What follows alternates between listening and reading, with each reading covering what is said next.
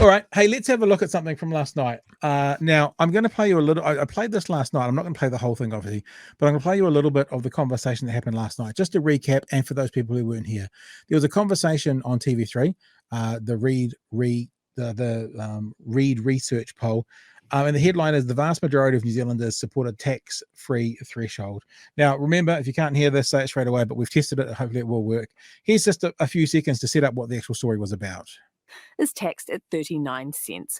In Australia, their tax rates are higher, but they have a tax-free threshold. You don't pay a single cent of tax on your first $18,000. Now, the point we made last night, and we'll say it again now when we bring up these are the New Zealand tax rates, is that they said Australia has a tax-free threshold, but then they gave no information about it. So last night what we did was we went to have a look at the Australian numbers just to give ourselves an understanding of what it meant, because what you can see is, yes, Australia has a tax-free threshold, but all the other bands above it pay more as a percentage, 19%, 32.5%, 37, 45, compared to New Zealand where it's 17.5, 30, 33, 39. So their top tax bracket is actually 45 cents in the dollar as opposed to 39. And that's how they pay for their tax-free threshold. Now, what I said last night was we will have a look at that because, the Reed Research poll asked New Zealanders if they wanted a tax-free threshold. They said this. In our latest Newshub Reed Research poll, we asked, would you support a tax-free threshold in New Zealand? 84.5% said yes. No. So what they're asking them is, do you want to keep some more of your money? That's what that question is, because they give no explanation for how that would be implemented. They just say, would you like to keep a bit more money? Would you like to? That's the question. 9.1% said no, 6.4% didn't know. I'm down with that. It's a great idea. I think that's fair. So obviously everyone's on board for that. Well, 85% of people are on board with that. So what I've done is I've gone through and I've had a look at a hypothetical situation when it comes to a tax-free threshold. Now, we can't actually say this absolutely because there is no tax-free threshold, so we don't know what they do in New Zealand. But what I'm suggesting is we use the Australian percentages in our bands. I think that's fair, and I think at least that gives us an understanding of what it would actually look like. So there's New Zealand's bands. So in other words, 10 to 14,000 would become 0. 14 to 48,000 would go from 17.5 to 19, just following the Australian model.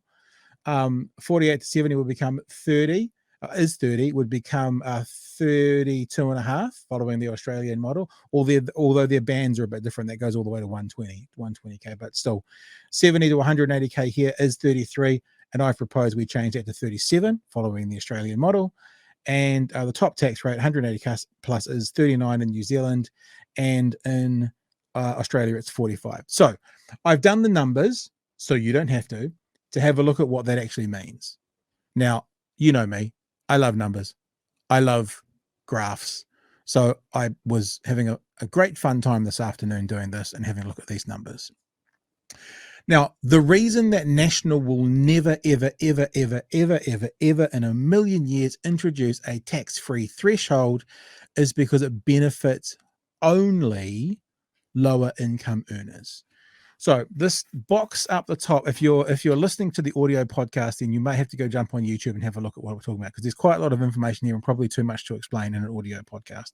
The box up the top is the current New Zealand tax system, and I've just thrown out there a $28,000 annual income, and the reason I've put $28,000 is that's pretty much the pension for an individual, a single person, because we're always talking about beneficiaries, we're always talking about the vulnerable. So I thought, let's use a pension as a number. And then I've just gone 50,000, I've gone 100,000, and then I thought, well, let's go 300,000, because that's a good amount above $180,000, which is where the top tax bracket kicks in, right? And I've done the same when I've done the interest, the threshold one. And you can see over the side here, 0 to 14,000, there's a total amount of dollars in there of $14,000 at 10.5% interest, which is the current rate in New Zealand, is $1,470. Done the same for these other ones: 34,000 at 17%, 22,000 at 30%, 110,000 at 33%.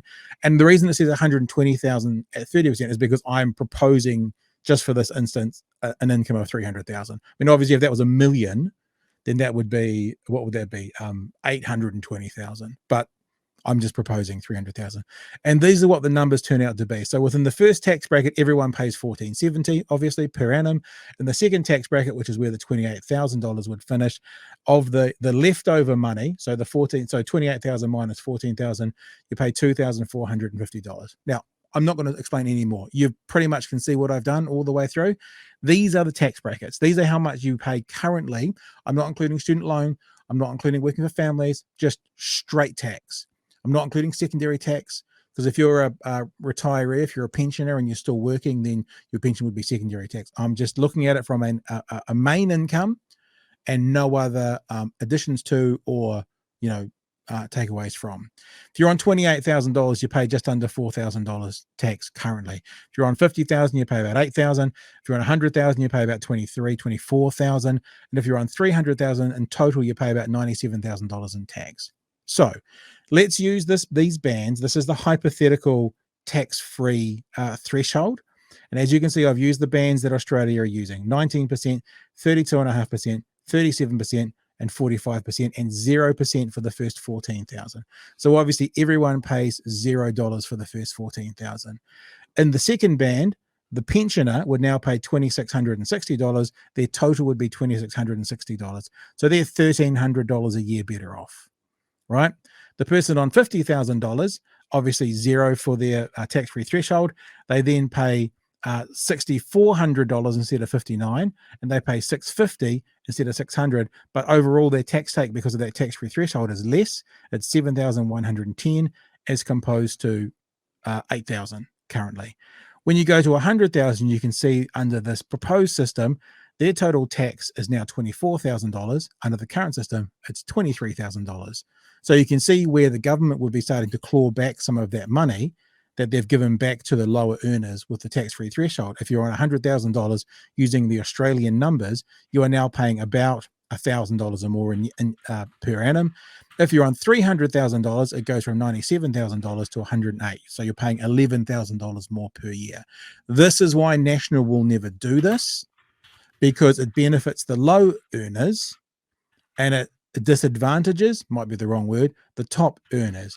Now, you might be wondering, under this hypothetical system, where would the crossover be? I.e., where would the point be where you were better off under the current system or better off under the tax-free threshold system? Under the proposed system that I've put in there, it's $80,000. Under the current tax system, at $80,000, you pay $17,320 in tax. Under the proposed tax-free threshold system, on $80,000, you pay $17,310 tax. And therefore, if you're $81,000, you're going to be paying more proportionally.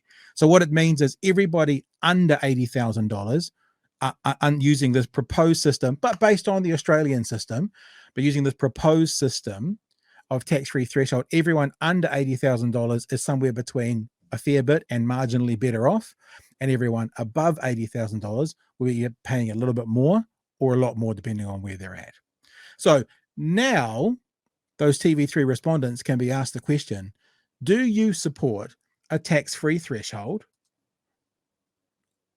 understanding that over $80,000, you will be paying more tax. Under $80,000, you'll be paying less tax.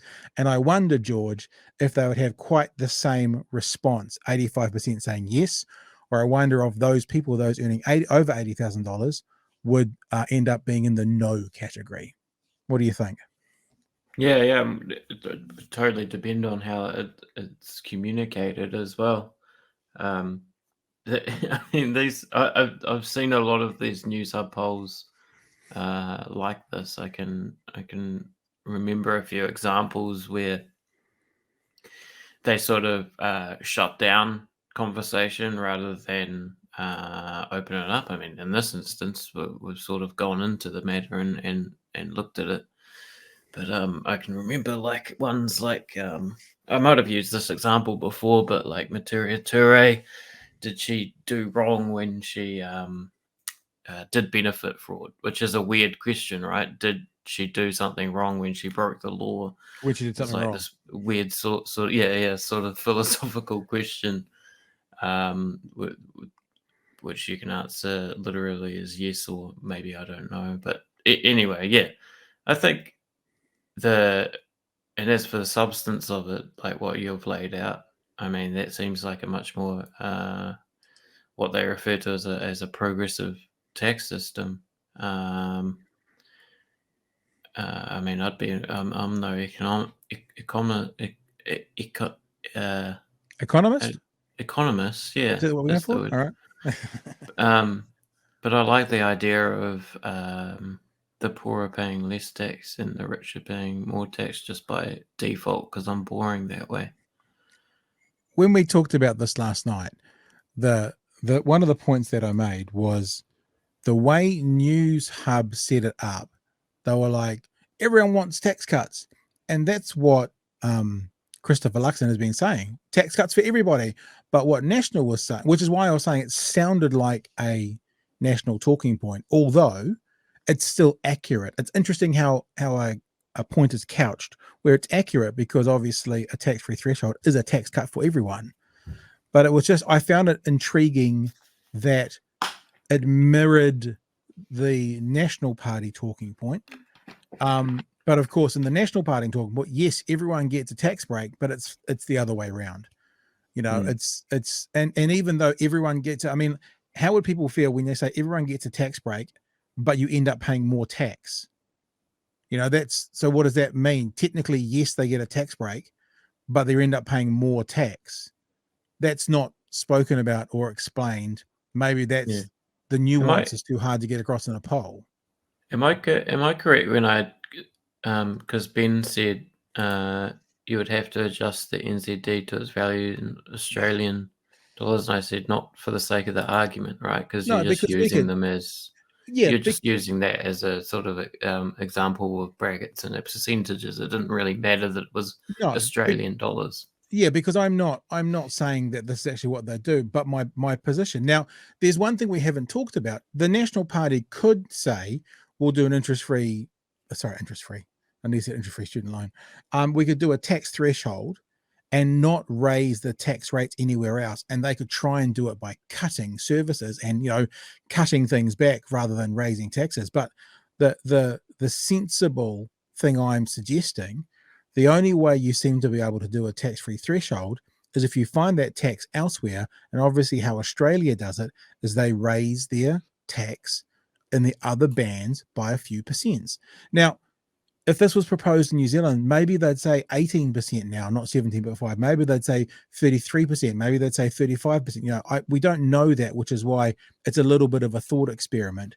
And that's why I don't think we need to compare the Australia dollar versus the New Zealand dollar. And what I'm saying is there would need to be, in any kind of sensible outcome, an increase slightly of the tax in the other bands. And the reason I'm using the Australian ones is Newshub compared us to the Australian one. So I'm comparing us if we use their numbers. So that's the logic there.